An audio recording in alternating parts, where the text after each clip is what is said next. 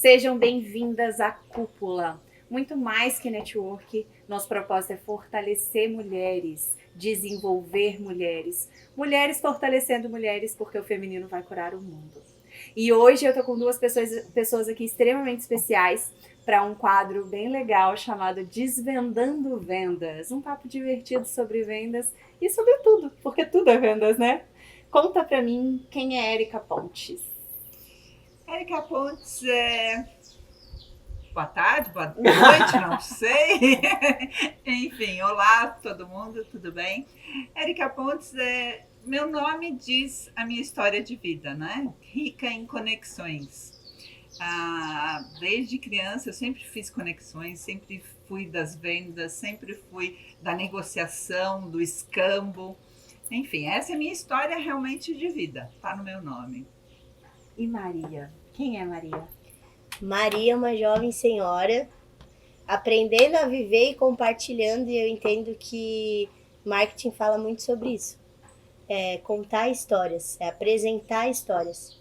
Então a Maria é uma jovem senhora descobrindo nesse mundão aí novas possibilidades através do marketing. Amo vendas. A minha irmã mais velha é dona de uma loja, eu fui funcionária dela, comecei lá. Então, nada melhor do que a gente vender em casa, né? As clientes entravam para comprar uma piranha. No final, eu vendia folhado, porque era um alto ticket. Eu sempre... E a partir dali, depois eu casei, daí eu queria poder curtir o casamento. Tive uma loja online de lingeries, também com o propósito, né? Nessa área das vendas, mas foi ali que surgiu o amor por contar histórias, por sair do foco do produto em si, mas contar histórias. Então hoje é um desafio, mas ao mesmo tempo uma honra poder estar contando um pouquinho da minha nessa área. Obrigada. Historicamente a gente sabe, né, que a venda é extremamente, tá no nosso gene, tá no nosso DNA. Antes eram as trocas, né, e agora a gente troca por dinheiro. E mais recente aí, depois do surgimento da internet, a gente vem com o marketing, que já existia de uma forma diferente, né? Só que a gente sabe que quando se fala de vendas, a maior briga é: o meu lead veio ruim. Não, comercial que não tá tratando direito. Né? Como que vocês veem isso, Érica? Bom, eu venho das antigas, né? Na época que marketing nem existia essa palavra, né? Em português, aliás, nem em português existe até hoje, a gente continua usando em inglês, né? Então, quando começou a vir o marketing, eu vejo como uma divisão das vendas, porque começou na venda, né? A gente tinha que conhecer o nosso cliente para poder fazer uma venda efetiva, uma venda real e uma venda feliz, né? Não é simplesmente empurrar um produto. Sim. É você vender um produto onde você sabe que o seu cliente vai ficar feliz, vai ficar satisfeito Sim. com aquele produto. Então, eu já tinha que bolar um tipo de marketing para conseguir chegar naquele meu cliente. Então, eu vejo essa guerra que falam e etc. Eu vejo que não é uma guerra, é uma parceria. Não é? Porque o marketing não vive sem as vendas e as vendas não vivem sem o marketing. Então, é uma parceria real. Sem o marketing a gente não existe ou existe pouco. Ou existe pouco. Eu tô a fim de existir muito, gente.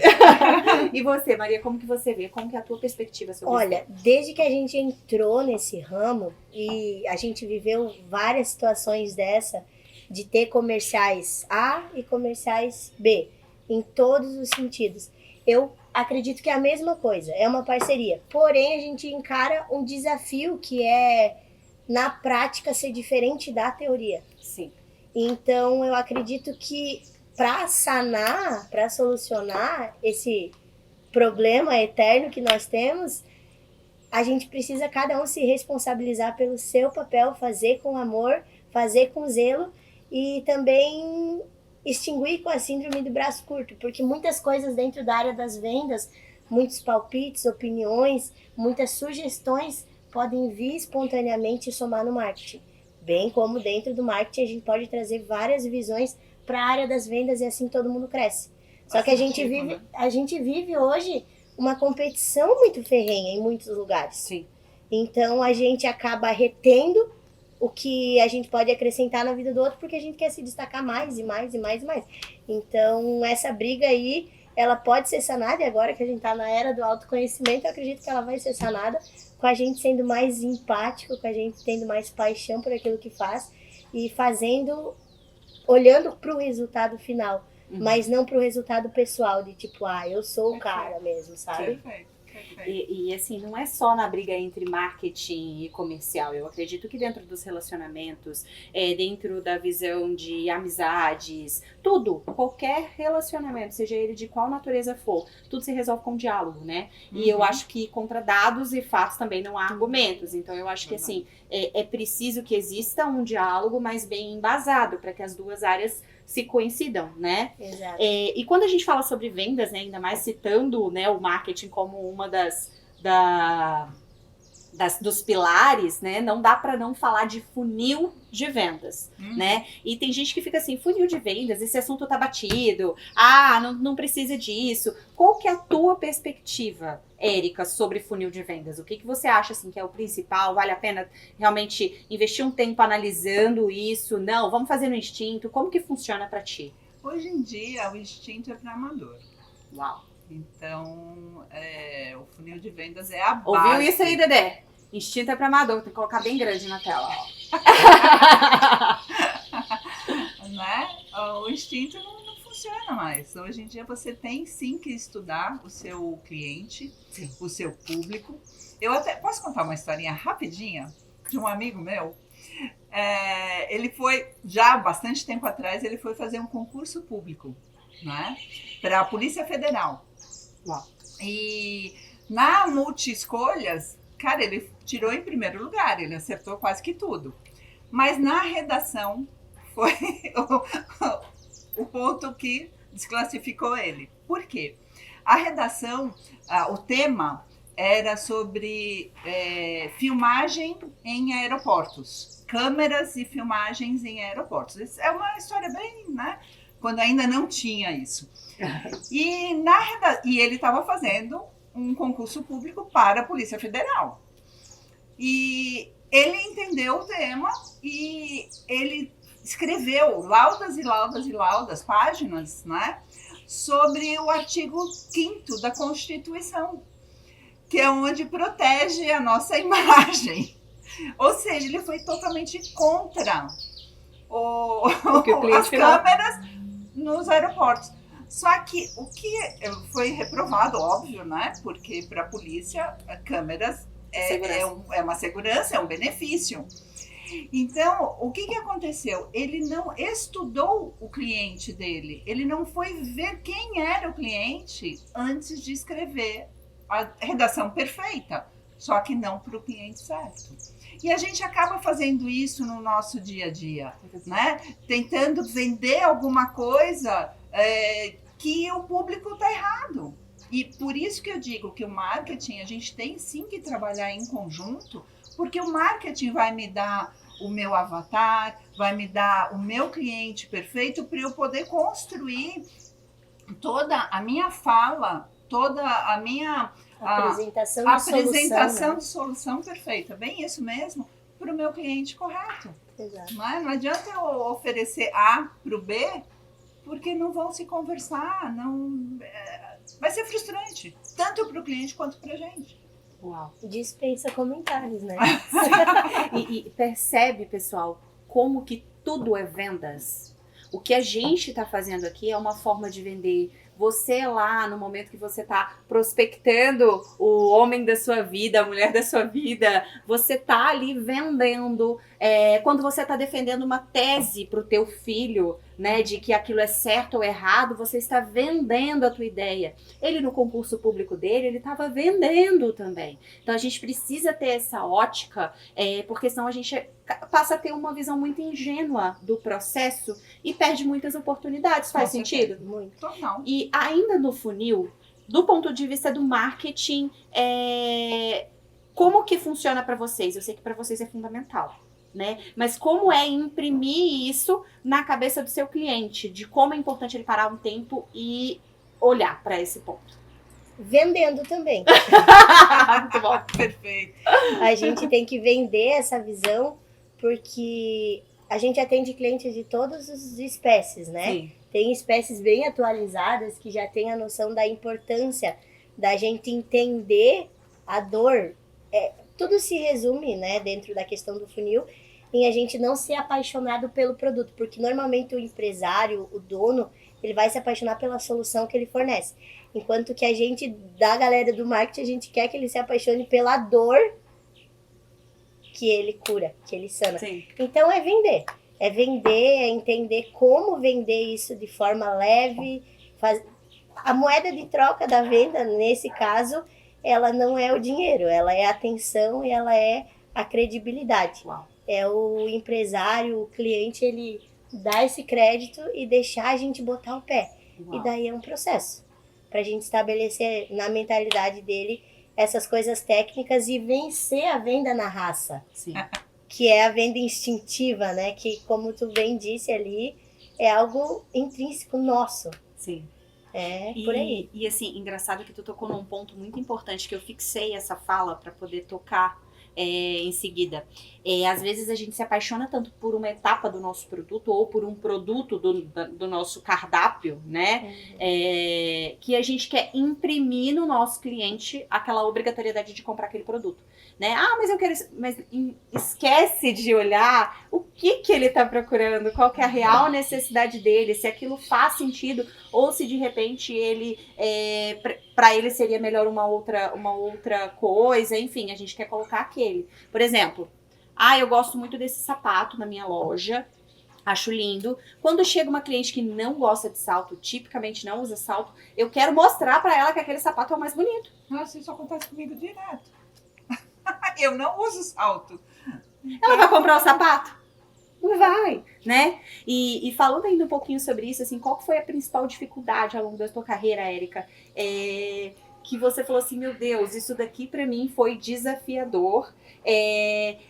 Isso aqui gerou muito conflito, isso daqui me gerou desperdício de dinheiro, aqui eu perdi tempo. Qual foi a maior dificuldade quando se trata de um ponto de vista comercial pra ti? Nossa, você tinha que ter me feito essa pergunta antes para eu poder pensar. Só um parênteses, pessoal, aqui a gente não tem roteiro, Não tá? tem roteiro. A gente grava sem roteiro, que é pra ser essa conversa disruptiva, Vou tomar um gostosa, café. descontraída. Já sei. Dá licença. Ainda bem que tu perguntaste primeiro. Eu vou pensar em algo pra ti. Porque assim, a gente... eu costumo dizer que eu quero muito fazer um evento chamado Café com Fracassos. Aí todo Meu mundo fica assim, meu Deus, não vai vender. Não vai vender o teu evento. Só que assim, todo mundo fala muito sobre sucesso. Agora é moda as pessoas pegarem e colocar uma Ferrari pra falar que tem sucesso. Mas ninguém conta o que de perrengue ele passou. E a gente sabe hoje que 80% do teu negócio, o empresário que está em casa, 80% do teu negócio é pura estratégia, é o que você faz fora do bastidor. 20% é o que o povo vê, é aquele crescimento, é aquela coisa fora do normal. 80% foi erro, foi tentativa, foi busca. Então a gente precisa parar de falar sobre os sucessos e começar a falar sobre o que deu errado, para não poder repetir. O que deu errado na tua vida, Érica, que você diz pro pessoal não repetir? Para não repetir, bom, enfim, eu fui contratada em Brasília para ser diretora comercial de um instituto de coaching. Uau. Alguns anos atrás. E eu não estava preparada para esse cargo, né? Porque você ser supervisor é um nível de conhecimento, gerente é outro nível de conhecimento e diretor é outro nível de conhecimento. E eu não tinha esse conhecimento. E eu errei bastante. Confesso que errei bastante no cargo, mas isso foi desafiador também. Porque eu fui estudar, peguei mentorias, peguei parceiros, fui buscar realmente para me desenvolver para aquele cargo. Então, foi desafiador. Foi bastante desafiador. Porém, se a gente tem a mente aberta no aprendizado, na humildade de pedir ajuda para outras pessoas, a coisa acontece. E realmente eu fiquei 2 anos e meio nessa empresa, né? E foi incrível. Assim, eu eu peguei a empresa, tinha 2 pessoas no comercial. Quando eu saí de lá 2 anos e meio depois, eu já tinha toda uma equipe montada, um instituto voando e fiz bem o meu trabalho. Eu fiquei muito feliz com o resultado, mas foi muito erro, muito mais erro no início do que acerto. Mas é a questão da gente pedir ajuda. E maturidade, né, a sua, de falar abertamente sobre isso. Né? Então, na época eu não falava, não. Então, assim, você, Mulher Maravilha, que tá em casa, tá tudo bem tirar a capa às vezes. Tá tudo bem falhar. O que importa é você pensar, olhar para esse erro, não se vitimizar. Falar assim, meu Deus, aqui eu poderia ter seguido essa linha. Ou, enfim, seguir uma melhor estratégia na próxima vez, né? Começar a olhar de forma madura. Sem mimimi, sem meninice. Chorei, ok, um dia, mas depois vamos lá, veste a capa de novo e vai seguir em frente. E você, Maria? Qual foi o teu principal erro? O que você diria para as pessoas de casa? Mulheres da cúpula, não repitam. Olha, dentro da história que ela trouxe, eu me identifiquei muito, porque são 2 questões. Primeiro passo é ter a ousadia de encarar os desafios. E depois que a gente encara, dá uma balançada. Poxa, eu não estava tão preparada assim.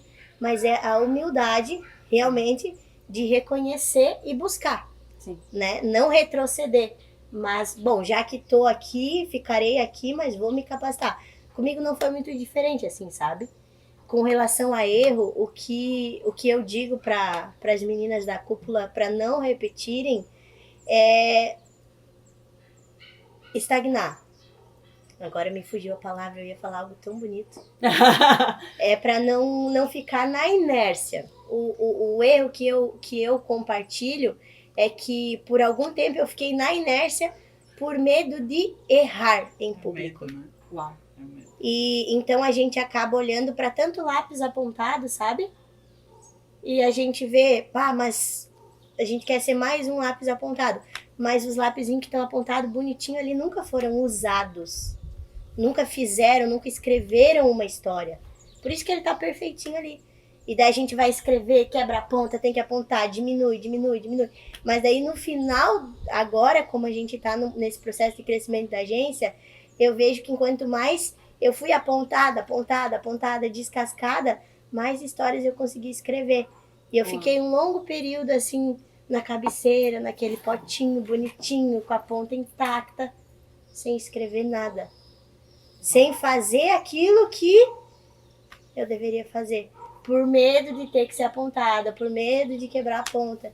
Então eu vejo que o medo de errar em público, ele é... E a gente dá voz, né? Dá palco para esse medo de errar em público.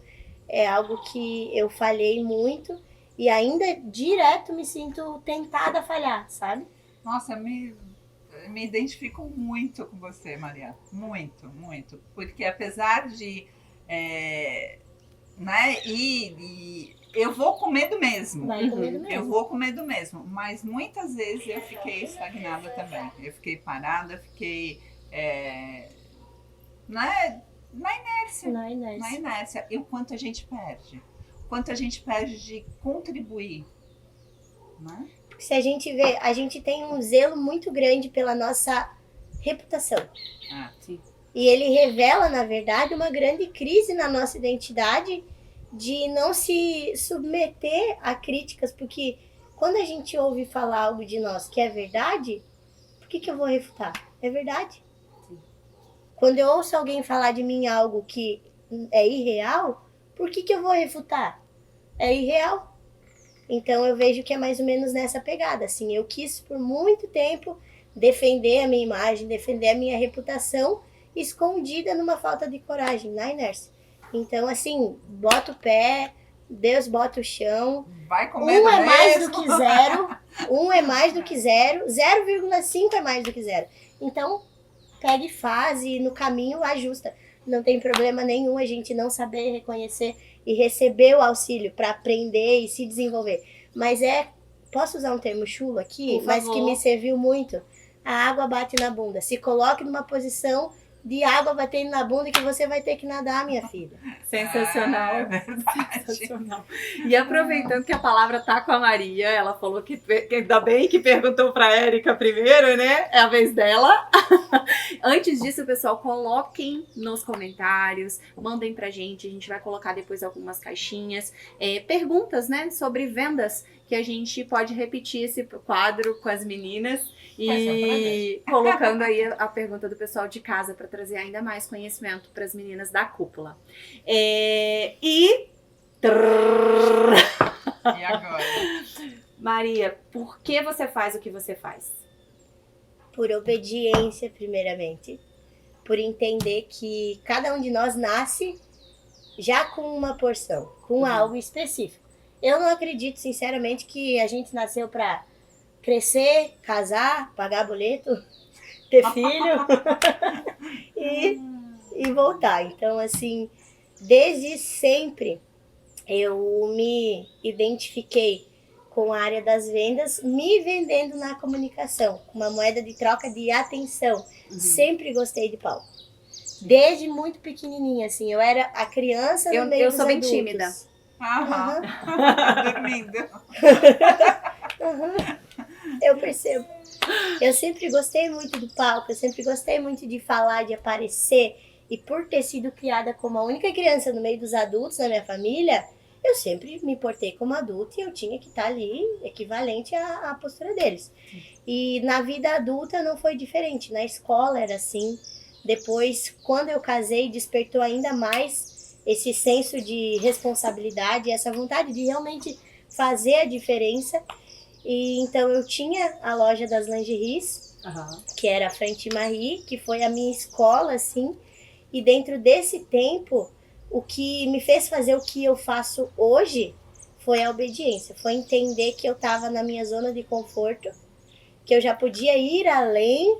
E através de algumas provocações de pessoas próximas, eu decidi encarar.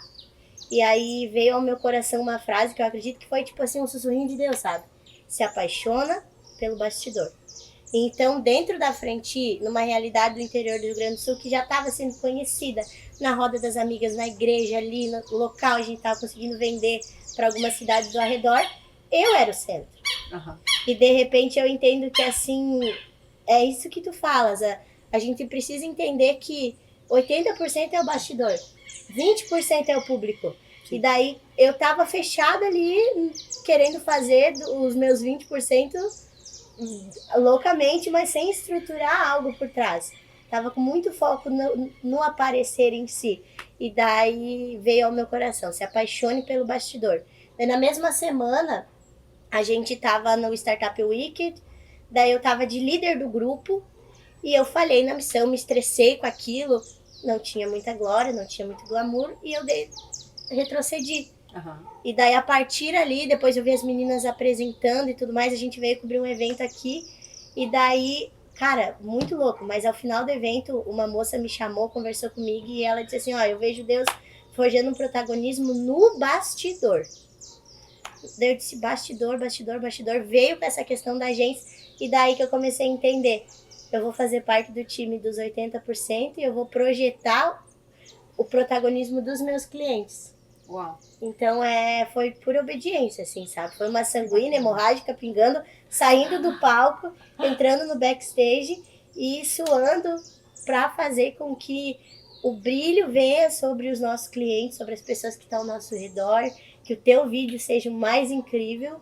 E é isso, sabe? Daí agora eu faço o que eu faço porque eu entendi que eu tenho que ser o tempero, entendeu? Uau. Se tu tempera uma carne, bota um salzinho ali. Ninguém vai dizer, nossa, como esse sal tá saboroso. Ele vem como um realçador do sabor que as pessoas já têm. Então hoje eu entendo que o meu lugar é esse. Ser protagonista do bastidor e fazer os nossos clientes, fazer as pessoas ao nosso redor brilharem. E esse vai ser a nossa satisfação, a minha satisfação hoje. Brilhante. Érica Pontes, por que você faz o que você faz? Bom, eu comecei amadora, né? Comecei no instinto. Eu comecei no instinto. desde criancinha mesmo. Eu tinha 3 anos de idade, na frente de casa tinha uma feira, que eu sou de São Paulo, capital, né? Tinha uma feira aquela de frutas, legumes e etc. E tinha uma barraca de legumes bem na porta de casa. E meu quarto era de frente, então 3h30, 4 da manhã, os feirantes vinham montar as barracas, eu acordava, já ia lá, né, conversar com eles, já ia bater papo, não sei o quê. E lá pelas tantas eles me pediam um copo de água, né, porque pediam um copo de água. Eu não trazia simplesmente o copo de água, eu trocava. Eu queria leguminhos para fazer na minha cozinhinha com as minhas bonecas e em troca eu dava um copo de água. Então eu já negociava com 3 anos de idade. Então foi por instinto, né? E outra coisa que aconteceu também foi com 5 anos de idade. Eu fiz eu não sei se era aniversário do aeroporto de Congonhas ou se era de São Paulo, enfim. Meus pais levaram a gente para fazer um sobrevoo de avião pela VASP na época, né? Por São Paulo. E eu fiquei na janelinha. E eu fiquei ali dentro. E eu olhava para baixo. Mãe, é isso que eu quero fazer pro resto da minha vida. Não é voar e ver o mundo, não é, por aquela janelinha de um avião. E ali eu determinei realmente a minha vida. Sem saber, mas o desejo foi tão grande que eu determinei minha vida. E quando terminei a escola, fui ver a parte de, né, projetar carreira, futuro e etc. O sonho do meu pai é que eu fosse advogada para ser funcionária pública, porque em casa todos são, né? Eu sou a ovelha cor-de-rosa da família. E fiz um ano de direito, mas foi muito torto, não deu certo. Foi esquerdo. Foi totalmente torto. E aí o que aconteceu? Eu fui para a área do turismo, fui estudar turismo e hotelaria. E aí eu me apaixonei pela área e apaixonei pelas vendas. Trabalhei quase 10 anos na área do turismo, vendendo passagem, viagens e etc. E depois me apresentaram uma empresa, isso eu já tinha uns 28 anos, mais ou menos, pouco tempo atrás. Me apresentaram uma empresa que era de marketing multinível. E no marketing multinível você usa o produto e você vende o produto pelo seu resultado. Então foi incrível como eu realmente fui estudar as vendas para poder não só vender o meu resultado, mas vender o produto correto para o meu cliente. E foi aí que realmente eu deslanchei na vida e construí tudo que eu construí na área de vendas. Entendendo a dor. Entendendo a dor. Uau. Exatamente. Maria, e agora indo um pouquinho para o universo da cúpula. O que é a cúpula para você? Nesse tempo, a cúpula tem sido um clique, sabe? É o clique que faz abrir as janelas. E tem sido para mim muito precioso ver um ambiente. E eu lembro que no evento que eu fiz a cobertura dos teus stories, no evento, todas as mulheres que chegavam, vocês se elogiavam e daí dava uma voltinha. Eu disse, meu Deus, mulheres elogiando mulheres. E a gente infelizmente vem de muitas teses de empoderamento feminino, mas no momento em que eu imponho a minha visão para as minhas irmãs seguirem como eu e a gente ser feliz juntas ou seguirem contrário e a gente ser inimigas, cara, nada a ver. Então eu vi várias mulheres diferentes, eu vi várias mulheres com visões diferentes, que a gente percebe a visão de cada uma, né? Em algumas falas, algumas deixas, mas no mesmo ambiente e deixando de lado as visões para crescer, para evoluir, aprendendo a se comunicar, porque eu acredito que a comunicação é a chave de muitas coisas, deixando o orgulho para trás, pegando na mão da humildade, aprendendo com outra mulher o que não sabe, mas aprendendo sem se colocar. Cara, é muito louco, assim, a ilustração mental que me vem não é de uma professora ensinando e a aluninha aprendendo, mas é daquela professora particular, que senta do ladinho, pega na mão. Bom que eu nem fiquei emocionada. Tá tudo certo. Fico por aqui. Érica, o que a cúpula representa para você? grandes desafios, né?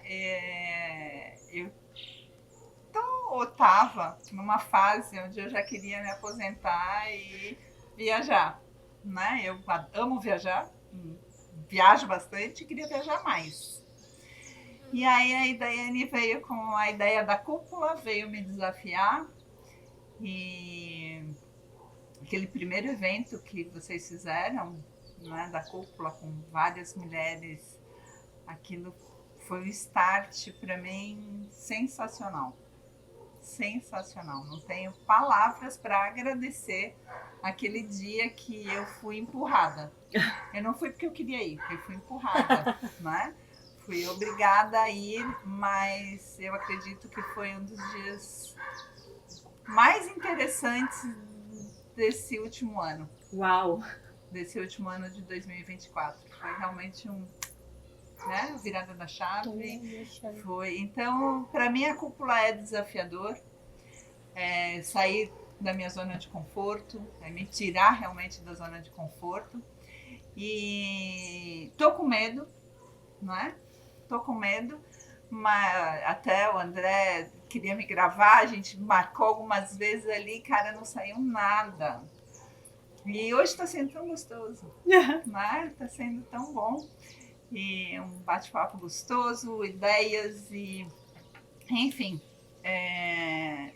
Mas eu vou com medo mesmo. Exatamente, porque aqui na cúpula, meninas, a gente não vira só chave, não, a gente vira o chaveiro inteiro. E pra quem não sabe, Dedé é o nosso rapaz da produção, vocês vão ver sempre a gente chamando o Dedé pra lá, Dedé pra cá, ele que lute. Meninas, a gente vai ficando por aqui. Antes, vocês gostariam de deixar uma palavra para nossa conversa de hoje? O Desvendando Vendas, o que vocês acharam? Venda é o resultado de bons relacionamentos. Uau! E normalmente quando a gente começa um bom relacionamento olhando para o dinheiro, ele pode até resultar em venda e a gente vai receber como moeda de troca o cash, né? O Pix. Mas a gente sai da negociação sem ter crescido. Sim. E para mim, o marketing é a base da minha venda. Sem você, a gente não é nada. Olha que lindo, uma reconciliação de séculos. Resolvemos a briga! Eu queria gravar só essa parte do Pix não é tão importante pro Dedé. Você ouviu isso, Dedé? Espero que sim, tá? Não foca no Pix, Dedé. Amém? Amém. Meninas, a gente vai ficando por aqui. Acompanhem. Toda semana a gente vai levar uma entrevista para vocês, né? A gente vai muito além dos eventos ou até dos programas, né? A gente tem a plataforma onde a gente coloca lá todos os tipos de conteúdo para que você se alimente daquilo que você precisa nos níveis emocional, empresarial e também espiritual, tá? E também temos a nossa cúpula online. Então, toda terça-feira às 20 horas a gente tem um encontro marcado exclusivo para membros e mestres. Ficamos por aqui, um abraço e a bandeira é simples, mulheres fortalecendo mulheres, porque o feminino vai curar o mundo. Sejam bem-vindas à cúpula. Uau!